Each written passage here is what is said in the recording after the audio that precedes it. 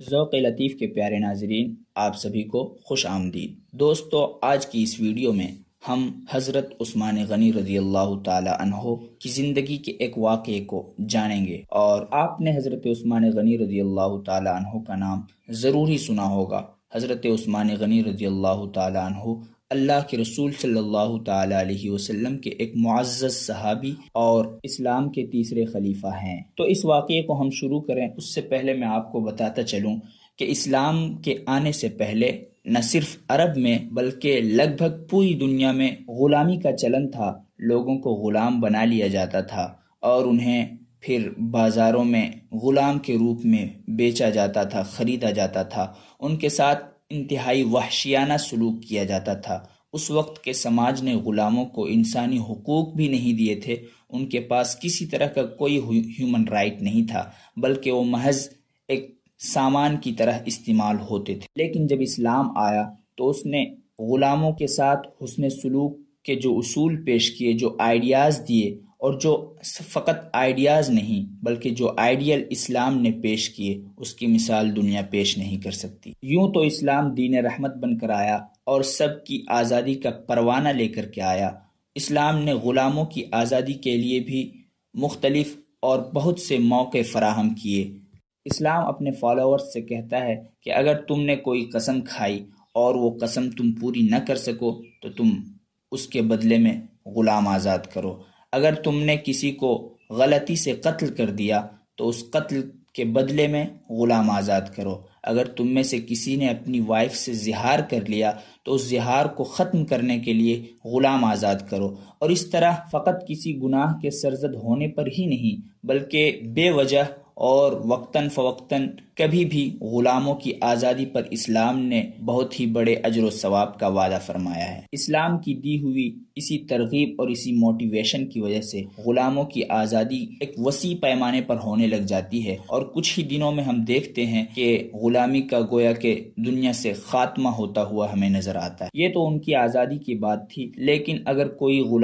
غلام ہے تو اپنی غلامی کے باوجود اسلام نے اسے جو رائٹس دیے اور اس کے ساتھ حسن سلوک کے جو اصول پیش کیے، اس کی مثال دنیا پیش نہیں کر سکتی۔ اب اصل واقعے کی طرف آئیے۔ ایک مرتبہ کی بات ہے کہ حضرت عثمان غنی رضی اللہ تعالی عنہ نے حضور نبی پاک صلی اللہ تعالی علیہ وسلم کی خدمت میں عرض کی، یا رسول اللہ، آپ میرے یہاں کھانے پر تشریف لائیں۔ حضور نے حضرت عثمان غنی رضی اللہ تعالی عنہ کی دعوت قبول فرمائی، اور جب دعوت کا وقت آیا تو حضور پاک صلی اللہ تعالی علیہ وسلم اپنے کچھ صحابہ کے ساتھ حضرت عثمان غنی رضی اللہ تعالی عنہ کے گھر کا رخ کرتے ہیں۔ اس موقع پر حضرت عثمان غنی رضی اللہ تعالی عنہ سرکار صلی اللہ تعالی علیہ وسلم کے پیچھے پیچھے تھے، اور سرکار جوں قدم بڑھاتے تھے حضرت عثمان غنی رضی اللہ تعالی عنہ ان کے قدموں کو شمار کرتے جاتے تھے، ان کو گنتے جاتے تھے۔ یہ ان کا قدموں کو گننا یہ ایک عجیب بات تھی، اور جب ان سے اس کی وجہ پوچھی گئی تو حضرت عثمان غنی رضی اللہ تعالی عنہ نے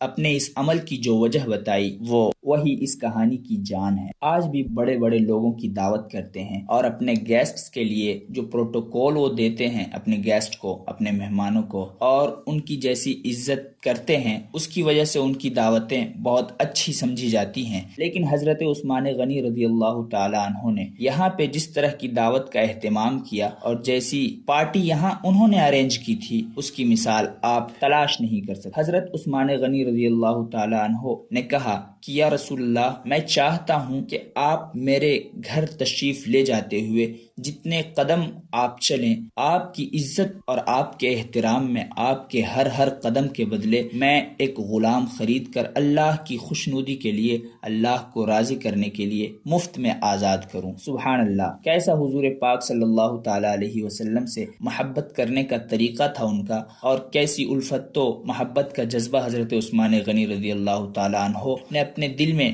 رکھا ہوا تھا، اور پھر اس کے اظہار کا جو انداز تھا وہ کتنا نرالا تھا، آپ اس واقعے سے محسوس کر سکتے ہیں۔ حضرت عثمان غنی رضی اللہ تعالی عنہ کو اللہ تبارک و تعالی نے جو دولت، جو ثروت، انہیں جو ویلتھ دی تھی، ان کے پاس جو پراپرٹی تھی، اور اس سے اسلام کو جو فائدہ پہنچا، اس کی کہانی ایک الگ کہانی ہے، لیکن ان کی زندگی کے بے شمار واقعات میں سے فقط یہ ایک واقعہ ہمیں بتاتا ہے کہ حضرت عثمان غنی رضی اللہ تعالی عنہ کے دل میں حضور صلی اللہ تعالی علیہ وسلم سے کیسی عقیدت و محبت تھی، اللہ کی رضا کو حاصل کرنے کا کیسا جذبہ تھا، اور پھر انسانوں کی کیسی انسانی ہمدردی ان کے دل میں تھی۔ ہم اس واقعے سے اس بات کا اندازہ کر سکتے ہیں۔ ہمیں بھی دعا کرنی چاہیے کہ اللہ تعالی ہمیں بھی ان کے راستے پر چلنے کی توفیق عطا فرمائے، اور جب ہم اپنے لیے اللہ سے دعا کریں اپنی بھلائی کے لیے، جب ہم اپنی دولت و ثروت کے لیے رب سے دعا کریں، تو ہم اس وقت رب سے یہ بھی دعا کریں کہ اے اللہ ہمیں اپنی نعمتیں بھی عطا فرما،